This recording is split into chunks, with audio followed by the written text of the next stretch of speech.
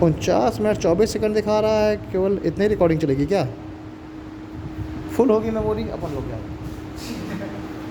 50 minute हो गए, 40 minute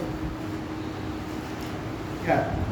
तो पैंडेमिक समय में हमने देखा कि ये जो मेडिकल इक्विपमेंट्स हैं इनकी पैसे समझ आ रहा है, तो इसकी वजह से इसके लिए उत्तर प्रदेश सरकार ने 50 करोड़ का फंड एलोकेट किया कि अगर कोई व्यक्ति इस सेक्टर में कोई इंडस्ट्री डालना चाहता है तो वो क्या कर दे, लोन ले ले, इस चीज़ को लोन मिलेगा। अगर मान लीजिए किसी ने कहा कि मैं मेडिकल सिरिंज बनाना चाह रहा हूँ, या किसी ने कहा कि मैं ऐसे ऑक्सीजन वगैरह का कोई प्लांट लगाना चाह रहा हूँ, या कुछ भी चीज़ें ड्रग से रिलेटेड या मेडिकल इक्विपमेंट से रिलेटेड, मास्क बनाना चाह रहा हूँ, सैनिटाइजर बनाना चाह रहा हूँ, तो इसके लिए उत्तर प्रदेश सरकार ने क्या किया, 50 करोड़ का फंड आवंटित किया है। ठीक है, medical drugs and medical equipments, medical क्या ड्रग तो मेडिकल होती है, हाँ एक दूसरा ड्रग से मिलता है।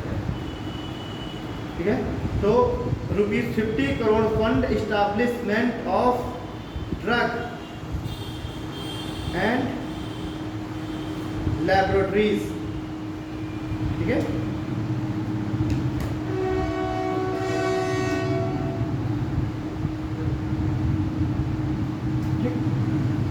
तो देखिए उत्तर प्रदेश में पहले भी ऐसे कुछ डिवीजन बनाए गए थे कुछ जिलों में जहां पर ये मेडिकल इक्विपमेंट्स वगैरह बन रहे थे। ठीक है, इसमें क्या किया उत्तर प्रदेश सरकार ने 12 और डिवीजन विकसित किए हैं, 12 और जिलों को विकसित किया है। यहाँ का है 12 और अधिक डिविजनल ऑफिस डेवलप किए हैं, जिन पर क्या जैसे मान लीजिए बांदा चित्रकूट है, अभी बहुत पिछड़े हैं, यहाँ पर आसपास कोई भी नहीं है भाई, यहाँ पर तो है नहीं कोई ऐसी इंडस्ट्री फैक्ट्री, तो अब इन जिलों को शामिल किया जा रहा है, यानी कि 12 और अधिक डिविजनल ऑफिस डेवलप किए जा रहे हैं इन मेडिकल इक्विपमेंट्स और ड्रग और लैबोरेटरीज के निर्माण के लिए। ठीक है, तो उसके लिए 50 करोड़ फंड लिख लीजिए, 50 करोड़ का फंड राज्य में 12 और अधिक डिविजनल ऑफिस के निर्माण के लिए आवंटित किया गया। 12 और अधिक डिविजनल ऑफिसेस ब्रैकेट में ड्रग, मेडिकल इक्विपमेंट्स, लैबोरेटरीज के लिए आवंटित किया गया। नाम लिखिए,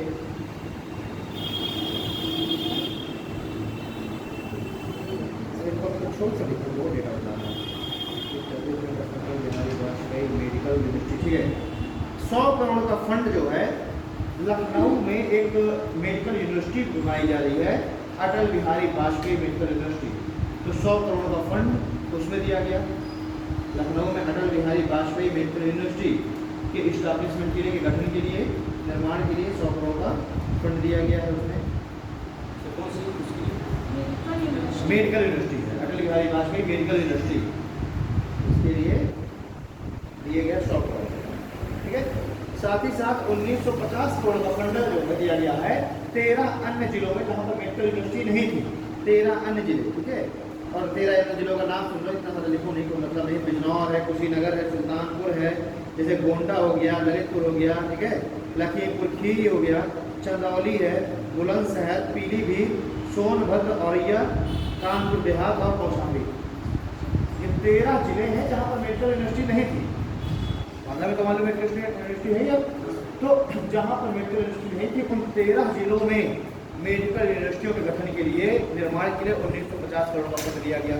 तो ऐसा लिख लो कि 1950 करोड़ का फंड 13 अन्य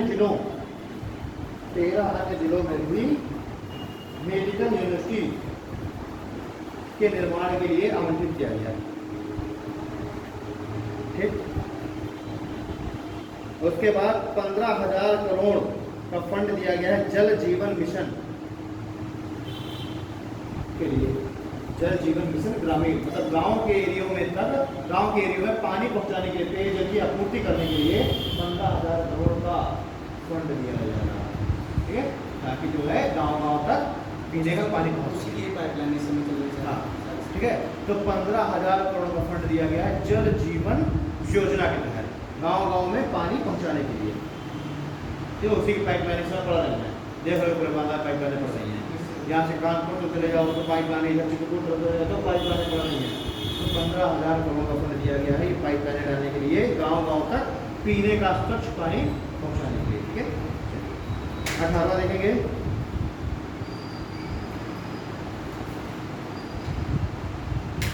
ठीक है, 12 लाख प्राइवेट टॉयलेट के कंस्ट्रक्शन के लिए 203 करोड़ का फंड। 12 लाख प्राइवेट टॉयलेट्स और 98,000 community toilets. 12 lakh private toilets, private toilet मतलब जो लोगों को इंडिविजुअली नहीं, लोगों के घर में टॉयलेट बनाए गए हैं, देखे होंगे नहीं देखे, जो गाँव में टॉयलेट बन रहे हैं ना, तो वो क्या है भाई, जो इंडिविजुअल लोगों के घरों में टॉयलेट बन रहा है तो प्राइवेट टॉयलेट्स हो गए। और एक गांव में एक सामुदायिक शौचालय बना दिया जाता है, तो उसको बोला था कम्युनिटी टॉयलेट्स। तो 12 लाख तो प्राइवेट टॉयलेट्स बनवा रही है सरकार, राज्य सरकार, और 98,000 कम्युनिटी टॉयलेट्स बनवा रही है। ठीक है, किस मिशन के तहत? तो केंद्र सरकार का एक मिशन स्टार्ट हुआ था, स्वच्छ भारत मिशन, SWM, वो SBM, स्वच्छ भारत मिशन। ठीक है, तो स्वच्छ भारत मिशन के तहत राज्य सरकार 12 लाख प्राइवेट टॉयलेट्स और 98,000 कम्युनिटी टॉयलेट्स, सामुदायिक शौचालयों का निर्माण करवा रही है, और उसके लिए 203 करोड़ का फंड एलोकेट किया गया, और उसके लिए 203 करोड़ का फंड एलोकेट किया गया।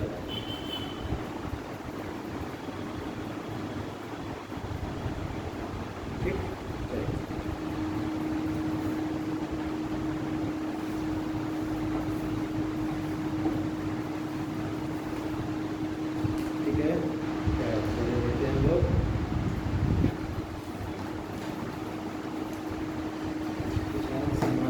एक किसान सम्मान निधि स्कीम आप लोगों ने सुना है ना, केंद्र सरकार की, उसमें 2-2 हज़ार रुपये के इंस्टॉलमेंट में 6,000 रुपये भेजे जा रहे हैं लोगों के अकाउंट में। ठीक है, तो जो है एक ऐसी किसान सम्मान निधि स्कीम में भी इसने पैसा डाला है कि राज्य सरकार ने, जिसमें 6,000 रुपये दिए जाने किसानों को। उसके लिए राज्य सरकार ने 27,130 करोड़ डाले हैं उस योजना के अंतर्गत, सेंट्रल गवर्नमेंट योजना की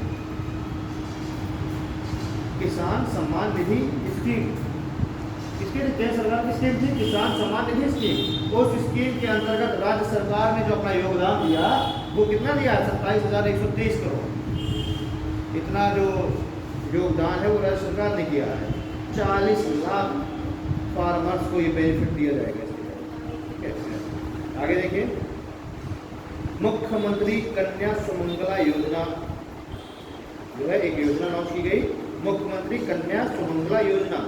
और इस योजना का जो मेन ऑब्जेक्ट है वो है, मेन जो ऑब्जेक्टिव है वो है जो बच्चियां हैं, ठीक है, उनके हेल्थ और एजुकेशन के लिए काम करना।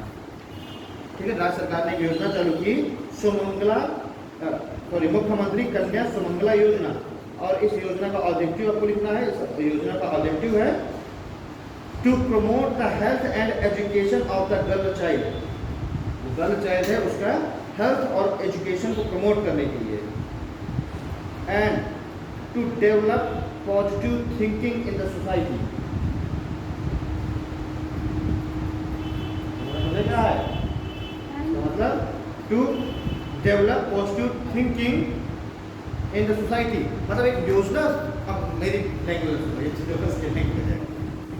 एक मुख्यमंत्री के द्वारा एक योजना चालू की गई राज्य सरकार के द्वारा, मुख्यमंत्री कन्या सुमंगला योजना। ये योजना का ऑब्जेक्टिव क्या है, थीम या उद्देश्य क्या है? उद्देश्य जो गर्ल चाइल्ड हैं उनके हेल्थ और एजुकेशन को प्रमोट करना, साथ ही साथ समाज के लोगों को जागरूक करना कि मतलब भाई एक पॉजिटिव थिंकिंग। लेकिन लोग मानते हैं कि अगर हम पुराने समय में चले जाएं तो अब तो खैर फिर भी अभी भी समाज में बहुत सारे लोग हैं कि अगर एक लड़की पैदा हो जाए तो दूसरी अगर लड़की पैदा हो जाती है तो उनका मुँह उतर जाता है, होता है ना। ये अभी है अपने यहाँ, लेकिन इसी का तो परिणाम भुगत रहा है यहाँ, जहाँ सेक्स रेशियो 8 से 70 ही है, क्योंकि वहाँ पर भाई DNA पहले चेक हो रहा था। इसीलिए तो अभी कहा गया ना कि भ्रूण हत्या अपराध है, या फिर अल्ट्रासाउंड बैन, क्योंकि अल्ट्रासाउंड के द्वारा पता चल जाता था, ठीक है, कि मेल चाइल्ड है कि फीमेल चाइल्ड है। फीमेल चाइल्ड है तो क्या कर जाता था, अबॉर्शन हो जाता था। तो इससे क्या सेक्स रेशियो जो है बिल्कुल बिगड़ रहा था। इसके लिए सरकार ने क्या कर दिया, अल्ट्रासाउंड बैन कर दिए, ये सारी चीज़ें लगाई। लोगों को जागरूक करने का प्रयास किया जा रहा है, लोगों को जागरूक करने का प्रयास किया जा रहा है कि लड़के और लड़की में अंतर ना समझें, ठीक है। तो इसके लिए एक योजना सरकार ने चालू की, कन्या सुमंगला योजना, ठीक है, to create positive thinking in the society. यानी बच्चियों की ये जो भ्रूण हत्या है ये ना की जाए, ठीक है, उनको भी बच्चों के बराबर स्थान, लड़के के बराबर स्थान दिया जाए, और उनके एजुकेशन और हेल्थ के लिए लोगों को जागरूक करेगी सरकार। और साथ ही साथ जो लोग कैपेबल नहीं हैं उनके लिए सरकार क्या करेगी, अपनी तरफ से उनको फाइनेंशियल हेल्प करेगी।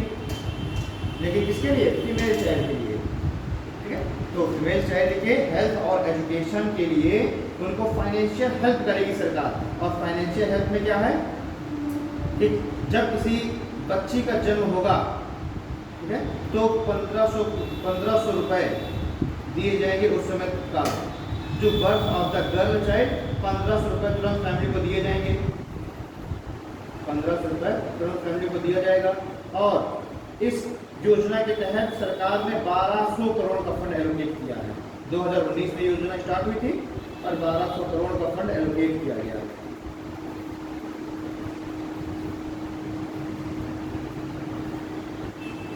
जन्म के समय तो 1200 रुपये दिया जा रहा है, ठीक है, वो अलग मैटर है। फिर बाद में वो बच्ची जैसे सेल्फ एजुकेशन के लिए वो हर एक स्टेज जैसे क्लास पार करती जाएगी वैसे वैसे उसको पैसा मिलता जाएगा। तो उसके लिए 1200 करोड़ का फंड एलोकेट किया गया। अगला पॉइंट लिखिए, कानपुर मेट्रो प्रोजेक्ट के लिए 597 करोड़। कानपुर मेट्रो प्रोजेक्ट में जबकि पैसा पूरा लगना है 11,000 करोड़, लेकिन इस साल के बजट में 597 करोड़ दिया गया है। लगना पूरा 11,000 करोड़, 11,000 करोड़ का पूरा खर्च आएगा, 597 करोड़ इस साल दिया गया है कानपुर मेट्रो प्रोजेक्ट के लिए। अगला पॉइंट, 2000 करोड़ फंड दिया गया है for the smart city project. Smart city project के तहत इस साल 2000 करोड़ का फंड दिया गया है।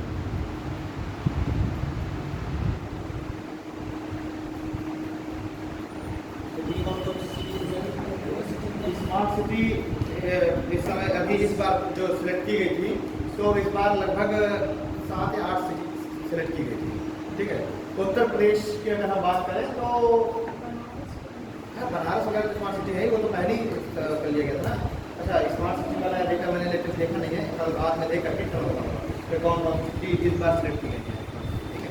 खैर अब ये 2 दिन अगली आएगी, करंट अफेयर्स वाली क्लास रहेगी, तो उसमें मैं ये सब चीज़ें उसमें मैं करा दूँगी, ठीक, कि कौन कौन सी स्मार्ट सिटी में कौन कौन ये क्वेश्चन ऐसे पूछा था 2019 के पीछे जो क्वेश्चन आया था, स्मार्ट सिटी में कौन सा शहर शामिल किए गए हैं, तो उसमें से खैर तो ये 2000 करोड़ हो गया स्मार्ट सिटी प्रोजेक्ट के तहत। ये स्मार्ट सिटी में बता दूंगा इस साल कौन से शामिल किए गए हैं। बाकी इसमें 105,000 करोड़ दिया गया है पीएम सड़क योजना। अब लिख लीजिए जरा कुछ अदर स्कीमें, अदर स्कीम्स उत्तर प्रदेश सरकार के द्वारा कुछ और स्कीमें लॉन्च की गई। यहाँ पर स्कीमों का पूरा डिटेल से पढ़ाइए, तो लिख लीजिए other scheme launch by Uttar Pradesh government. Other scheme, some other scheme launch by Uttar Pradesh government. पहली स्कीम लिखिए, उत्तर प्रदेश मुख्यमंत्री बाल सेवा योजना। उत्तर प्रदेश मुख्यमंत्री बाल सेवा योजना, ठीक है। इस योजना को मुख्यमंत्री के द्वारा लखनऊ में लॉन्च किया गया। CM launch it from Lucknow. Lucknow से इस योजना को लॉन्च किया गया। उत्तर प्रदेश सीएम बाल सेवा योजना, ठीक है। इस योजना को लखनऊ से लॉन्च किया गया। Government provide financial assistant to child's guardian while those who do not have anyone will be sent to children's home। Okay, ठीक है। इसमें क्या है कि कोविड-19 के समय, कोविड-19 पैंडेमिक में ऐसे बच्चे जिनके पेरेंट्स की डेथ हो गई, या तो दोनों पेरेंट्स की डेथ हो गई या तो माता पिता में किसी एक की डेथ हो गई है, तो ऐसे बच्चों के लिए ये योजना लॉन्च की गई है। तो obvious सी बात है इस साल ही लॉन्च की गई है 21 में ही। इसमें क्या करेगी सरकार कि उन बच्चों के लिए फाइनेंशियल असिस्टेंस लॉन्च कर रही है। इसमें जिस बच्चे के या तो दोनों गार्जियन खत्म हुए, एक गार्जियन खत्म हो गया, मतलब पेरेंट, गार्जियन की बात नहीं करूँगा, पेरेंट्स की बात करूँ, या तो दोनों पेरेंट्स खत्म या तो एक पेरेंट्स खत्म, तो उस बच्चे का जो गार्जियन होगा, मतलब जो उस बच्चे की देख रेख करेगा उसको सरकार वो देगी, मतलब खर्च के लिए पैसा देगी सरकार। ठीक है, तो ये योजना का मेन थीम क्या है कि जो भी बच्चे अनाथ हो गए हैं उनका जो भी गार्जियन रिस्पॉन्सिबिलिटी ले रहा है, जो भी व्यक्ति, वो उसका चाचा मामा दादा कुछ भी हो, कोई भी व्यक्ति हो, उसको सरकार क्या करेगी, फाइनेंशियल हेल्प करेगी, ताकि वो व्यक्ति उस बच्चे की पढ़ाई लिखाई और स्वास्थ्य में वो पैसा खर्च करे। अब जिस बच्चे का गार्जियन भी नहीं है कोई, तो फिर सरकार उसको चाइल्ड एज होम्स में भेजेगी। ठीक है, और वहाँ पर उसको मुफ्त रहना, खाना, शिक्षा वगैरह की सारी व्यवस्था सरकार करेगी। ठीक है, तो इसमें लिख लीजिए ऑब्जेक्टिव क्या है इसका, उद्देश्य है कोविड-19 महामारी के दौरान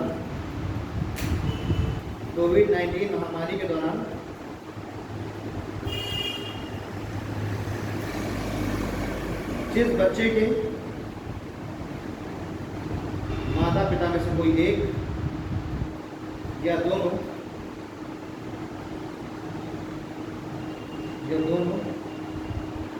की मृत्यु हो गई हो तो उसकी जिम्मेदारी लेने वाले अभिभावक को, तो उसके गार्जियन को उत्तर प्रदेश सरकार उनके स्वास्थ्य और एजुकेशन के लिए, स्वास्थ्य और एजुकेशन पर खर्च के लिए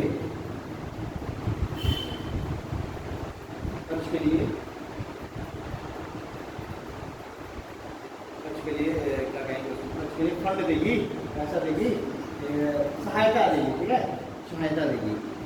ठीक है, UP government will take care of the upbringing and education of children orphan bank. तो भी वही चीज़ है कि उत्तर प्रदेश सरकार अब उन बच्चों की क्या करेगी, उन बच्चों की अपब्रिंगिंग के लिए और टेक केयर के लिए अब जिम्मेदारी उत्तर प्रदेश सरकार उठा रही है इस योजना के तहत। मतलब जो बच्चे ऑर्फन हो गए हैं, अनाथ हो गए हैं, उनके उत्थान के लिए, अपब्रिंगिंग में क्या होता है, उत्थान।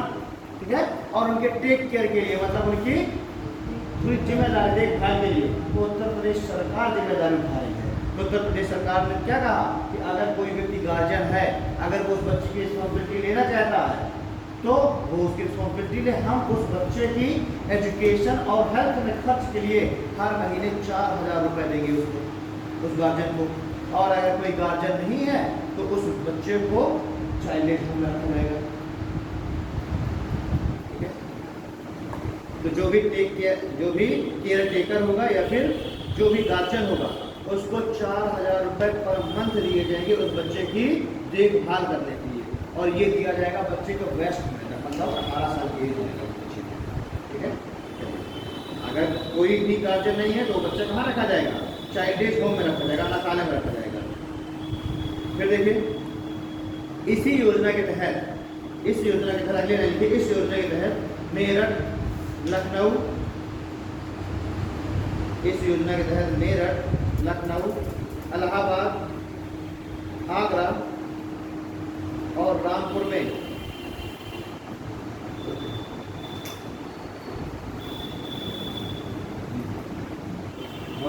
मेरठ, लखनऊ, आगरा, इलाहाबाद और रामपुर में चिल्ड्रंस होम चलाए जा रहे हैं, चिल्ड्रंस होम चलाए जा रहे हैं।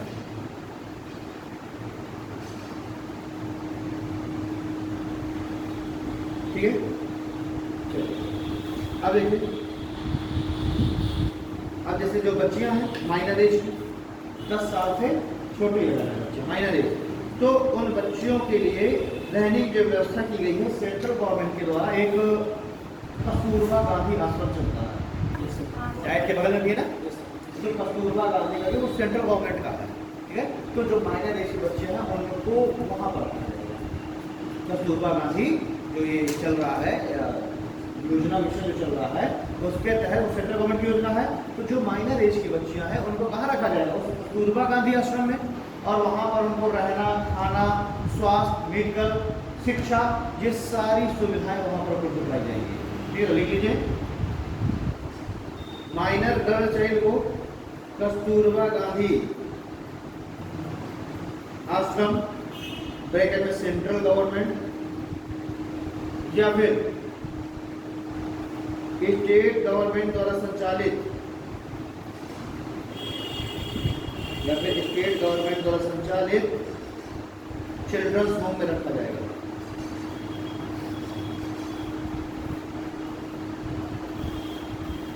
ठीक है, ये स्टेट गवर्नमेंट द्वारा संचालित चिल्ड्रंस होम में रखा जाएगा। इस योजना के तहत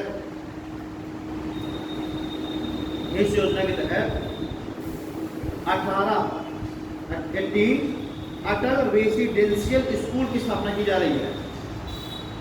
इस योजना के तहत 18 जो है अटल रेसिडेंशियल स्कूल, रेसिडेंशियल स्कूल समझ रहे हैं ना, आवासीय विद्यालय। ये आपका एटीएस में भी, एटीएस भी है ना, आवासीय विद्यालय, दीनदयाल उपाध्याय आश्रम पद्धति विद्यालय।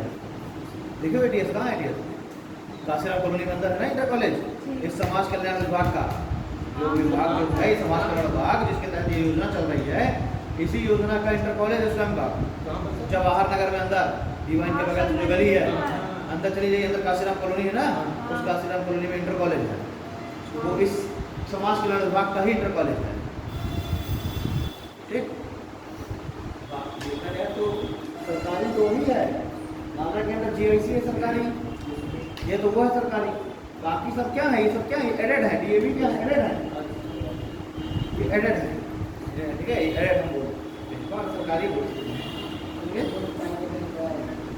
ये पहले प्राइवेट सेक्टर में हुआ करते थे, बाद में ये क्या हुआ? अभी ये है हाल फिलहाल, ये 7-8 साल पहले, 10 साल पहले ये एडेड हुआ, 12 साल हुए। ठीक है, एडेड हुआ। ठीक है, तो ये एडेड किया गया। सारे जो टीचर्स वगैरह हैं सब क्या हो गया? गवर्नमेंट होगा। एक हमारे जान पहचान वाले भी है ना, तो इसी यहीं के थे वो, तो ये काफ़ी समय से सैलरी ऐसी थी 10-12 अपना जब, फिर उनके रिटायरमेंट का बचा 2 साल और ये हो गया एडेड। तो सैलरी मतलब 80-85 1 लाख के आसपास सैलरी हो गई। ठीक है, वो हाई स्कूल में हिंदी पढ़ाते थे वो। ठीक है, और एडेड हो गया। तो ये दिल्ली के भाग किसी का फूट गया। तो आप सोचिए कि जो हाई स्कूल लेवल का जो टीचर है, सीनियर टीचर, उसकी सैलरी 1 लाख के आसपास होती है। नाम सैलरी की होगी 1 लाख, भाई चाट है, रिटायरमेंट हो गया 1.5 साल बाद रिटायरमेंट हो, 50,000 का पेंशन हो रहा है ना। तो ये जो है, ये भी यही थे जो क्लास चल रही थी, तो एडेड हो गए, तो यही टीचर तो जो है 18 जो है अटल रेसिडेंशियल स्कूल की स्थापना कर रही है सरकार इस योजना के तहत। ठीक है, साथ ही साथ 1.1 लाख 1,01,01,01,000 रुपए दिए जाएंगे इस योजना के तहत ऐसी जो भी लड़कियां हैं उनकी शादी के लिए। 1.1 लाख, 1,01,000 शगुन के तौर पर 1,01,000 का जो चेक है वो राज्य सरकार ऐसी बच्चियों की शादी की समय देगी। भाई ऐसी लड़कियां जिनके माता पिता कोविड-19 की वजह से जिनकी डेथ हो गई है, मॉर्टेलिटी हो गई है, तो उनकी शादी के समय, उनकी शादी के लिए राज्य सरकार जिम्मेदारी ले रही है ना। मैंने बताया कि जो ये कोई योजना है, इसमें योजना में क्या है कि ऐसे बच्चों की सारी जिम्मेदारी सरकार की होगी। सर एक स्कीम और कन्या सुमंगला योजना के थ्रू की मतलब जब पंचायत पैदा होती है, हाँ, उसका बीमा होता है, उसका बीमा होगा। अभी भी तो चल रहा है वो, सबसे ज़्यादा रेट ऑफ इंटरेस्ट उसी में मिलता है, सबसे ज़्यादा रेट ऑफ इंटरेस्ट उसी में मिल रहा है। बच्ची जैसे पैदा हो तुरंत आप उसका अकाउंट खुलवाइए, उस अकाउंट में आप हर साल जो है एक अमाउंट रहेगा, आप 5,000 भी डाल सकते हैं, हर साल 10-20 जो भी डालना चाहे डाल सकते हैं। और उसकी पहली जो किस्त निकलेगी वो 18 साल में निकलेगी, फिर दूसरी निकलेगी उसकी शादी के समय।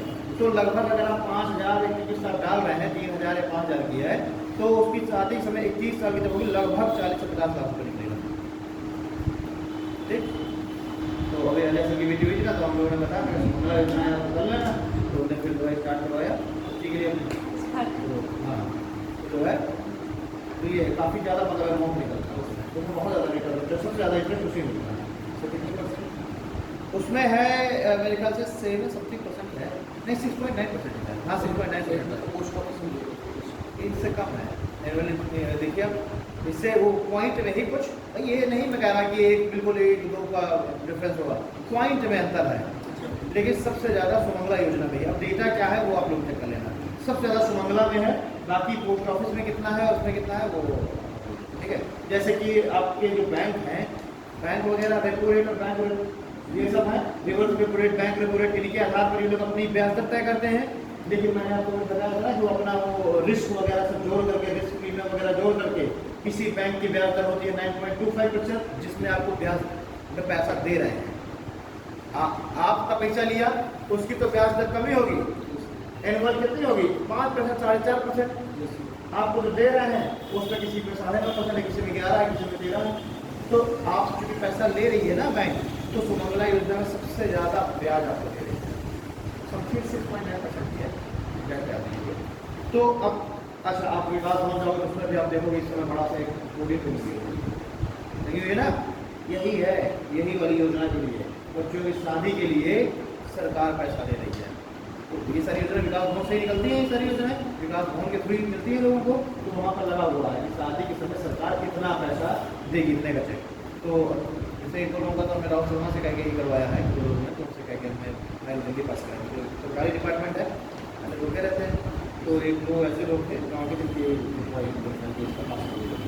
पास हो गया था, क्योंकि पैसा तो मिल रहा है लेकिन अब किसको पहले मिलेगा किसको बाद मिलेगा ये होता है अधिकारी बाबू क्या होते हैं, फाइल इसकी हार बढ़ जाएगा उसकी पेंशन या फिर जाएगी।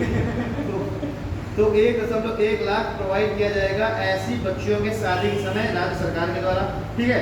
और ऐसी बच्चियों को जिनके पेरेंट्स की डेथ हो गई है, ऐसी बच्चियों को टैबलेट और लैपटॉप भी दिए जाएंगे सरकार के द्वारा, ठीक है। तो ऐसी जो बच्चियां हैं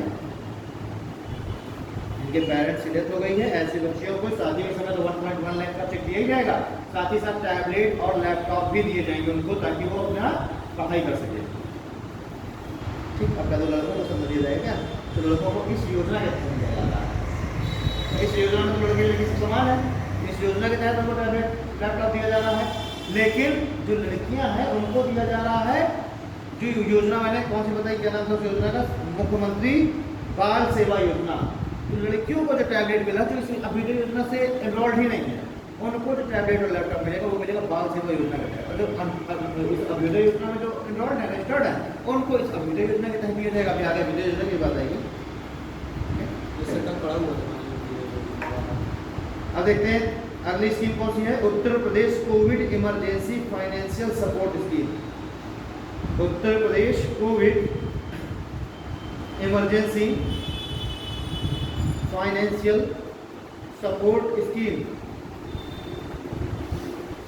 इसमें क्या है, वही चीज है, to encourage new industries to manufacture कोविड-19 मेडिकल इक्विपमेंट। भाई हम लोग जहाँ जो हमने फंड की बात की थी ना, 50 करोड़ का फंड दिया जा रहा है इसमें, तो इस योजना का नाम क्या था, Uttar Pradesh covid emergency financial support scheme. इसमें लिख दीजिए ऑब्जेक्ट क्या है इसका, ऑब्जेक्ट इसका उद्देश्य to encourage new industries to manufacture कोविड-19 मेडिकल इक्विपमेंट। कोरोना से संबंधित जो मेडिकल इक्विपमेंट हैं उनके निर्माण के लिए, मैन्युफैक्चरिंग के लिए नई इंडस्ट्रीज के निर्माण का इनकरेज करना, यानी बढ़ावा देना, ठीक है। और इसके लिए 50 करोड़ फंड हमने पीछे ही बात कर ली। अगर कोई व्यक्ति ऐसी कोई इंडस्ट्री डाल रहा है, कोई व्यक्ति ऐसी कोई इंडस्ट्री डाल रहा है, कोविड-19 इक्विपमेंट, कोविड-19 से संबंधित मेडिकल इक्विपमेंट से संबंधित कोई इंडस्ट्री डाल रहा है, तो उसके लिए सब्सिडी भी गवर्नमेंट देगी, ठीक है। उसमें जो है, ठीक है, इसमें क्या है कि 10 करोड़ तक का फंड क्या करेगा, 10 करोड़ तक का आपको लोन मिल सकता है। इसमें क्या है, आपको 10 करोड़ तक का लोन मिल सकता है। और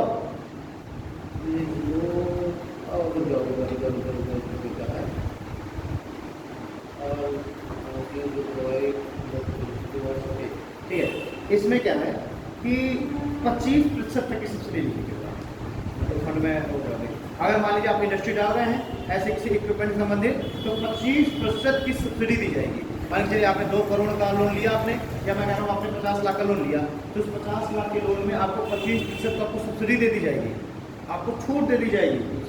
50 लाख का आपका फंड है, 12.5 लाख का आपको क्या कर दिया, सब्सिडी यानी छूट दे दी जाएगी। ये क्या है, इनकरेज करने के लिए, प्रमोट करने के लिए, ताकि लोग नई इंडस्ट्री या मैन्युफैक्चरिंग यूनिट डालें। अभी इस समय जो फूड तमाम, अगर आप कोई अगर फूड से संबंधित कोई इंडस्ट्री डालना चाह रहा है ना, फूड प्रोसेसिंग संबंधित, तेल बनाना चाह रहा है वो, अचार बनाना चाह रहा हो, दलिया, बेसन, ऐसी चीज़ें बनाना चाह रहे हो, तो उसके लिए अगर फूड प्रोसेसिंग यूनिट अगर डालना चाह रहे हो ना, तो उसके लिए भी सरकार लोन दे रही है। और उसमें भी अगर कोई पुरुष लोन लेता तो उसको 25% सब्सिडी है, और अगर कोई महिला लोन ले रही है तो 33% की सब्सिडी है। 1 करोड़ का लोन लोगे 33 लाख को डिस्काउंट, ठीक है, माफ हो जाएगा। बट क्या है, फूड प्रोसेसिंग यूनिट अगर आप डालेंगे तो योजना बहुत समझ चल रही है, विकास बहुत बढ़ जाएगा। ठीक है, अगर मेरे को निकला 35 लाख लोन हुआ है, उसके बाद उसके गुजरा ना वो चीज़, उसने 35 लाख लोन हुआ है। ठीक है, तो इसमें फूड प्रोसेसिंग यूनिट में डाला हुआ है आटा, दलिया, बेसन, ठीक है, दाल, चाट के उसने कुछ बंद कर दिया, करा इसमें निकाला 8-10 लाख रुपये तरफ से निकल लगाया। उसके बाद समाज कल्याण विभाग में जो उस विभाग में जहाँ से वो निकल रहा था लोन, उस विभाग में जो सबसे बड़ा अधिकारी था जिसके हाथ से हो रहा था, वो भी ब्राह्मण, मित्र ब्राह्मण, ये तो ब्राह्मणवाद लगा थोड़ा सा। दूसरी बात, परशुराम सेना से संबंधित, परशुराम सेना चलता है ना बाबा वहाँ वाले इंद्रनगर में तो हो, इंद्रनगर में किसे जानते हो, क्षितिज को जानते हो, क्षितिज को, रामा देवी पब्लिक स्कूल, ये सब परशुराम सेना वाले हैं। ठीक है, तो हाँ मानस, तो वो उसकी बात नहीं कर रहा मैं, दूसरे उसकी बात कर रहा हूँ।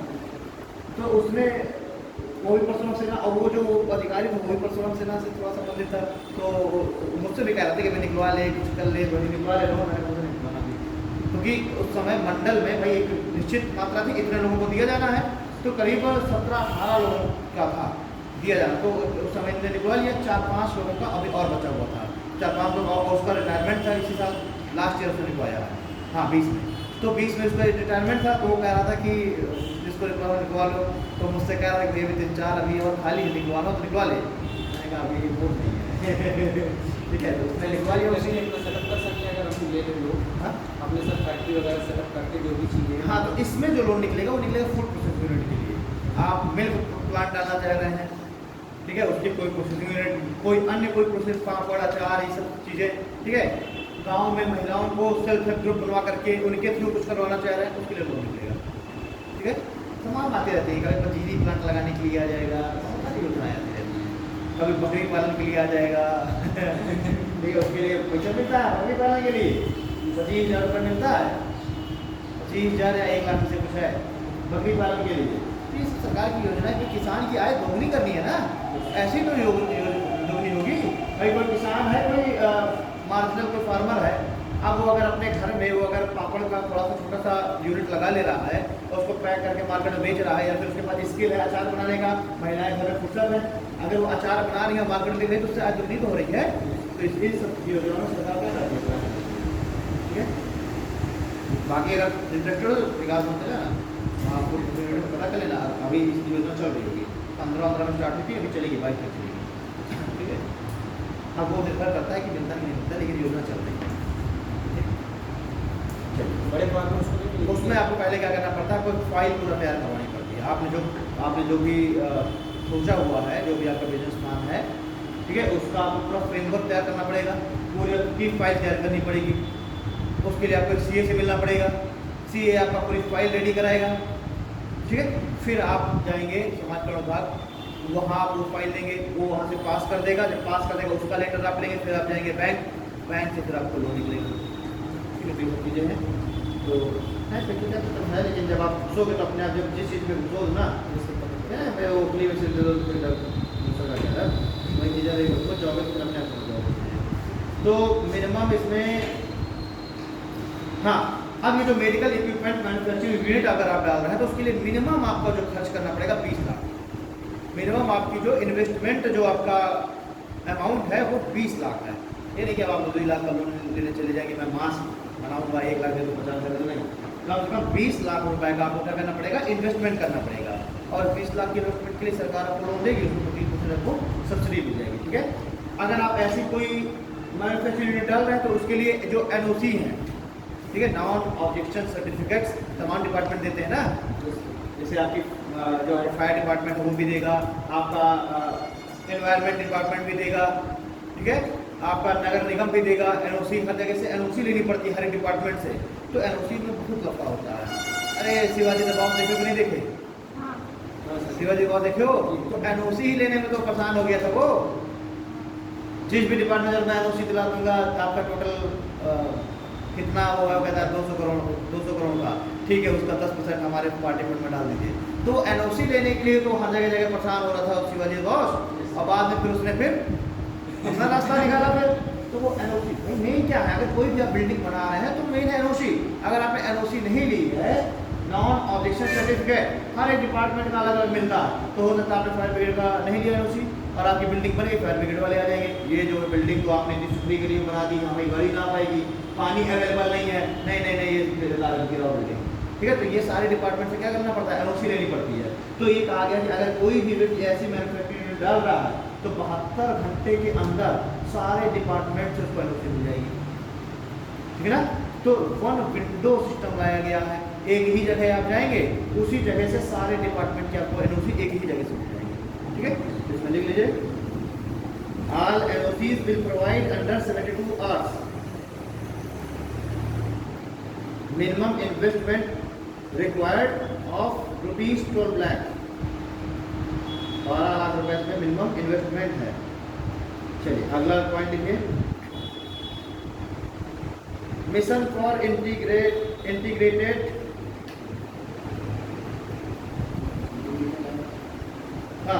Mission for integrated development of horticulture. कभी कभी तो mission for integrated development of horticulture. Horticulture में क्या होता है? एग्रीकल्चर, खाने की खेती, हॉर्टिकल्चर उद्यान, मतलब कि अब अगर आप जैसे वो लगा रहे हैं उद्यान, मतलब आप फल वगैरह के बगीचे लगा रहे हैं, ठीक है, सब्जियों के बगीचे लगा रहे हैं, सब हॉर्टिकल्चर कहलाता है, ठीक है। जो हॉर्टिकल्चर में आते हैं बगीचे बगीचे जितने भी होते हैं। तो mission for integrated development of horticulture, इसमें क्या है, ये सेंट्रल गवर्नमेंट की स्कीम है और राज्य सरकार भी अपने 45 जिलों में इसने शुरू किया है, ठीक है। तो ये स्कीम सेंट्रल गवर्नमेंट की स्कीम थी, लेकिन उत्तर प्रदेश सरकार ने भी 45 जिलों में नर्सरी के लिए इसकी शुरुआत की है। 45 जिलों में, उत्तर प्रदेश के 45 जिलों में नर्सरी के लिए, ठीक है, फलों की नर्सरी, ठीक है, फूलों की नर्सरी, सब्जियों की नर्सरी, इसके लिए 45 जिलों में उत्तर प्रदेश सरकार ने भी नर्सरी के लिए इस योजना को शुरू किया है। इसमें मान के चलिए अगर किसी व्यक्ति ने, अब देखिए नर्सरी यहाँ पर 2 तरीके की बताई गई है। एक तो हाईटेक नर्सरी, ठीक है, हाईटेक नर्सरी में क्या है, 1 से 4 हेक्टेयर का आपके पास एरिया होना चाहिए। दूसरी बात, इसमें जो इन्वेस्टमेंट होगा 1 करोड़ तक का होगा। 1 से 4 हेक्टेयर का क्या है आपके पास लैंड होनी चाहिए, 1 करोड़ तक का इसमें आपको क्या मिल जाएगा, फंड या लोन मिल जाएगा, ठीक है।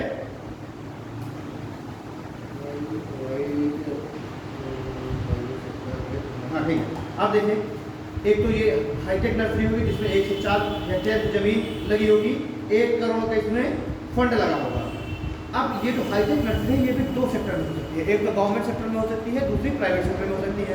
अगर गवर्नमेंट सेक्टर में किसी सरकारी विभाग ने नर्सरी शुरू की है तो उसमें 100% सब्सिडी मिलेगी, पूरा का पूरा पैसा सरकार देगी। और अगर कोई प्राइवेट कोई व्यक्ति, प्राइवेट कंपनी है, हम आपको अगर नर्सरी खोलना चाहें तो इसमें 50% की सब्सिडी मिलेगी। मतलब अगर आपके पास 1 से लेकर 4 हेक्टेयर की ज़मीन है और आपको अगर उसमें नर्सरी का बिजनेस चालू करना है तो आपको 1 करोड़ तक का लोन मिल जाएगा और उस 1 करोड़ के लोन में आपको 50 लाख की आपको छूट मिल जाएगी, सब्सिडी मिल जाएगी। वहीं कोई अगर सरकारी विभाग अगर चालू कर रहा है ऐसा तो उसको पूरा का पूरा 100% क्या मिल जाएगा, सब्सिडी मिल जाएगी। अब इस सब्सिडी में भी सेंट्रल गवर्नमेंट का भी कुछ परसेंटेज है और कुछ परसेंटेज स्टेट गवर्नमेंट का। तो देखिए जो ये सब्सिडी मिल रही है, मान लीजिए आपको 1 करोड़ सब्सिडी मिली तो उसमें 60 लाख जो अमाउंट है वो देगी सेंट्रल गवर्नमेंट और 40 लाख कौन देगी, स्टेट गवर्नमेंट। यानी कि जो आपको सब्सिडी मिल रही है हॉर्टिकल्चर के लिए, इसमें 60% इस सब्सिडी का वो करेगी, देगी कौन? सेंट्रल गवर्नमेंट, और 40% कौन देगी? State government. ठीक, तो एक तो हो गई। देखिए अब इसको एक बार फिर से हम लोग पूरा वो कर लेते हैं, समझा लेते हैं। Mission for integrated development of horticulture, ये योजना हो गई। सेंट्रल गवर्नमेंट की ये स्कीम है। इसको उत्तर प्रदेश राज्य सरकार ने भी अपने 45 जिलों में 45 डिस्ट्रिक्ट में नर्सरी के लिए शुरू किया है। ओके, चलिए। सेंट्रल गवर्नमेंट इस योजना के तहत 60% सब्सिडी देती है। सेंट्रल गवर्नमेंट इस योजना के तहत, इस स्कीम के अंतर्गत 60% की सब्सिडी देती है, और स्टेट गवर्नमेंट 40% की सब्सिडी देती है। सब्सिडी हो गया लोन? सब्सिडी देखिए, लोन का फंड तो मान लीजिए जैसे कहा गया कि टोटल हम इसमें 5000 करोड़ इस योजना के लिए डालते हैं। उस 5000 करोड़ सेंट्रल गवर्नमेंट ने कहा, उस 5000 करोड़ में पता चले स्टेट गवर्नमेंट ने भी अपनी तरफ से 600 करोड़ डाल दिए। ठीक है, अब जो है लोन के लिए तो पूरा 5000 करोड़ आ गया। अब लोगों को लोन दिया जा रहा है, 5000 करोड़ लोन लोगों को बांटा गया। अब ये लोन फ्री में थोड़ा दिया जाता है। सरकार जो भी ये सब लोन देती है, योजनाएं देती है, उसको फ्री में चीज़ें थोड़ा दी जाती हैं। आपको हाँ ये है कि भाई ऐसे आप बैंक जाएंगे तो बैंक आपसे क्या मांगेगी? सिक्योरिटी मांगेगी। आपको बैंक उतना पैसा देगी नहीं, क्रेडिबिलिटी के हिसाब से बैंक देती है ना पैसा। तो ये कहा गया कि अगर इस योजना के तहत अगर किसी व्यक्ति को नर्सरी डालना है और आप बैंक जाइए अपनी फाइल वगैरह लेकर के, तो सरकार ने ऑलरेडी उस फंड के लिए पैसा दे रखा है, बैंकों के पास पैसा आ चुका है। मतलब कि कहने का मतलब ये है, सीधी सी बात है कि बैंक अपना पैसा देते नहीं है। सरकार ने उस योजना के लिए आरबीआई के पास पैसा भेजा, मतलब आरबीआई ही एक तरीके से सरकार का पैसा तो आरबीआई के पास है ना, आरबीआई उस पैसे को भेजेगी नाबार्ड के पास। नाबार्ड का काम क्या है कि जितने भी ये सारे बैंक हैं, इन बैंकों को नाबार्ड पैसा भेजेगी। ठीक है, तो सरकार ने, अगर सरकार ने कह दिया कि हम 5000 करोड़ इस हॉर्टिकल्चर वाली जो स्कीम है इसके तहत डाल रहे हैं, तो यानी सीधी सी बात है 5000 करोड़ आरबीआई दे देगी नाबार्ड को। अब नाबार्ड बैंकों को इंस्ट्रक्शन देगी कि कोई भी व्यक्ति अगर तुम्हारे पास हॉर्टिकल्चर के लिए लोन लेने आता है तो उसको 1 करोड़ तक का तुम लोन बिना परेशान करे कायदे से दे दोगे, और जो तुम 1 करोड़ का लोन दोगे वो तुम मुझसे ले लो। भाई नाबार्ड ने क्या किया? नाबार्ड ने पैसा दे दिया बैंकों को, और बैंकों को बोल दिया कि हम पैसे तुम्हें दे रहे हैं। भाई नाबार्ड में आप अकाउंट खुलाने जाते हैं क्या? नहीं ना। नाबार्ड तो डायरेक्ट फेस टू फेस वो करता नहीं है ना, अकाउंट खुलाता ना नाबार्ड आपसे डील करता। नाबार्ड किसके थ्रू डील करेगा? बैंक के थ्रू। बैंक एक मीडिएटर है, मीडियम है बैंक। लोगों का पैसा सरकार से जनता तक पहुंचाने के लिए, ये पैसा है सरकार से जनता तक पहुंचाने के लिए मीडियम कौन है? बैंक। तो नाबार्ड तक पैसा तो आ गया आरबीआई के थ्रू। अब नाबार्ड बैंकों को कहेगा कि ये लो पैसा, कोई भी व्यक्ति अगर हॉर्टिकल्चर के लिए लोन लेने आएगा तो उससे बहुत ही आसान, मतलब बहुत ज़्यादा परेशान भी ना करे, जो इम्पोर्टेंट डॉक्यूमेंट्स है वो ले करके और उसको 1 करोड़ तक का लोन दे देना। अब तुमने लोन ले लिया, बैंक के थ्रू तुमने लोन लिया, जिस भी बैंक में तुम्हारा अकाउंट है, अब तुम्हें वो लोन भी उसी बैंक में जाकर के वापस भी जमा करना है। तो जब आप जमा करने जाएंगे तो आपको 25% की सब्सिडी मिल जाएगी। मेरा तुमको 1 करोड़, जमा तुमको कितना करना है? 75 लाख। ये है सब्सिडी, पैसा तुमको जमा करना है, लेकिन उतना पैसा फिर सरकार झेलेगी। सरकार ने 60% सब्सिडी दे दी, 1 करोड़ में 60 लाख सरकार अपनी तरफ से दे रही है। तो अब आपको तो 1 करोड़ मिल गया, जब आप जमा करेंगे तो आप 60 लाख रुपए आप बचा करके आप 40 लाख जमा करेंगे, और वो जो 60 लाख है वो किसकी जिम्मेदारी हो गई? सरकार की। और वही तो सरकार की फिजिकल डेफिसिट बाद में होती है। भाई अगर सरकार की आमदनी नहीं उस हिसाब से इनकम नहीं है तो वो फिजिकल डेफिसिट हो जाएगा बाद में। ये सरकार जो लॉलीपॉप बांट रही बढ़ रही है, लोगों का कर्ज माफ कर रही है।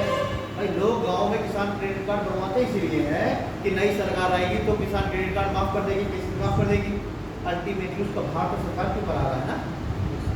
इस साल कोई सरकार है, 2015 साल में कोई सरकार को जाना है और उसने कह दिया, या फिर सपा सरकार ने अनाउंस कर दिया कि हम आते ही किसान क्रेडिट कार्ड माफ कर देंगे। लोगों ने बनवा के रखे हुए हैं 2-4 लाख के, सपा झेल गई, तो तुरंत क्या करेगी? किसान क्रेडिट कार्ड माफ कर दी। 5 साल तक तो अब हो चुकी, वो भी तो अब सरकार ऐसा नहीं कि जगह मन करेगा उधर पैसा छुपा लेगी। ये तो है कि जगह मन करेगा उधर नोट छुपा लेगी, उसको तो अपने इनकम भी जनरेट करने है ना। अब मान के चलिए कि सरकार ने वो जो पैसा आपको फ्री फंड में बांट रखा था फ्री में, अब वो भी कहीं ना कहीं उसके ऊपर कर्ज हो गया ना। अब उस कर्ज को पूरा करने के लिए सरकार कहीं से लोन लेगी। अभी तो उसने 5 साल बढ़िया से उसके ऊपर पॉलिसी करके रखा हुआ है। उस खुलेगा कब? वो जब नई सरकार आएगी, वो जब डेटा देखेगी यार ये तो मेरा फिजिकल डेफिसिट जो है इतना 2 लाख करोड़ का हो चुका है। ठीक है। तो फिर नई सरकार के ऊपर दबाव आ जाता है, जिम्मेदारी आ जाती है भरने की। अब ये थोड़ा भी पुरानी सरकार अपना पूरा अकाउंट मेंटेन करके जाएगी, वो तो चली गई योजनाएं बांट करके, अगली जिम्मेदारी किसके पास आ जाएगी? अगली नई सरकार के ऊपर। अब बात बीजेपी कहाँ चलाती है कि कांग्रेस सरकार ने इतना ज़्यादा फिस्कल डेफिसिट कर रखा है, कुछ भी है, तो हर पार्टी अब कांग्रेस आएगी तो बीजेपी कुछ चिल्लाएगी कि उसने इतना फिस्कल डेफिसिट कर रखा है। तो सरकार तो योजनाएं लॉन्च कर दी है ना, उन्होंने तो पैसा बांट दिया लोगों को। अब ये थोड़ा कि भरा कहाँ से जाएगा, वो तो जब नई सरकार आएगी तब वो चिल्लाएगी यार कहाँ से हम भरें, वो तो इतना ज़्यादा बांट के चलेगा फ्री फंड में। ठीक है, तो ये सब पॉलिसी होती रहती है। और उपाय का क्या है? नया कर्ज ले लो, उसको भर दो और फिर नया कर्ज अगली सरकार के ऊपर छोड़ दो। यही चलता है, यही चल ही रहा है। तभी तो हमारे पूरे GDP का 12-15% चला आता है ब्याज भरने में।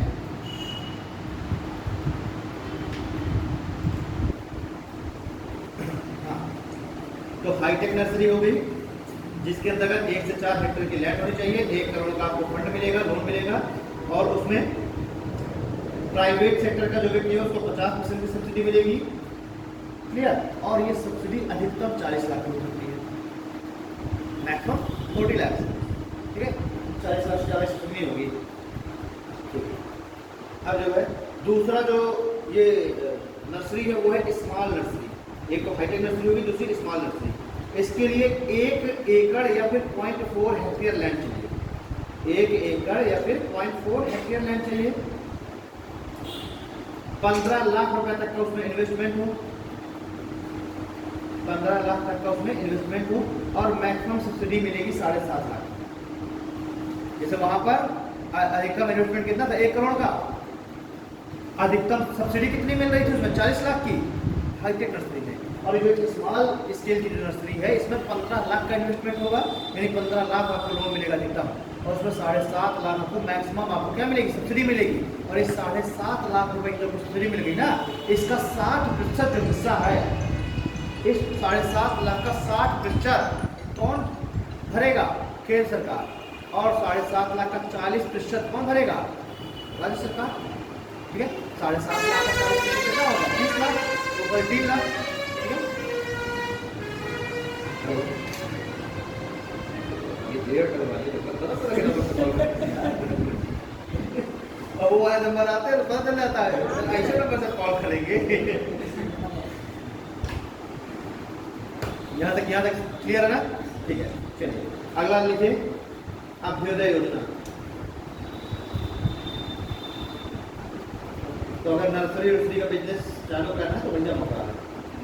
1 एकड़ की जमीन लगभग 2.5 बीघे, 1 एकड़ की जमीन यहाँ पे स्टार्ट कर सकते हैं। 15 लाख का आपको लोन मिल जाएगा, तो 7.5 लाख आपको सब्सिडी मिल जाएगी। ठीक है, नाना में एक ही बढ़िया नर्सरी है, वो सुनूंगा दीप ढाबा के आगे। दीप ढाबा के आगे, दीप ढाबा नहीं जानते? दीप ढाबा के आगे थोड़ा सा पहले वो वही एक बहुत बड़ी नर्सरी है।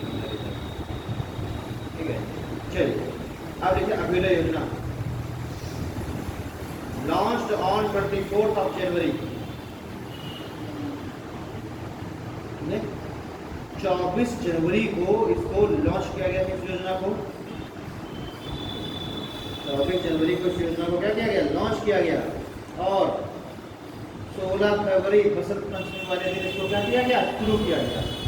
भाई लॉन्च तो पहले कर दिया गया 24 जनवरी को, और शुरुआत कब की गई? बसंत पंचमी वाले दिन।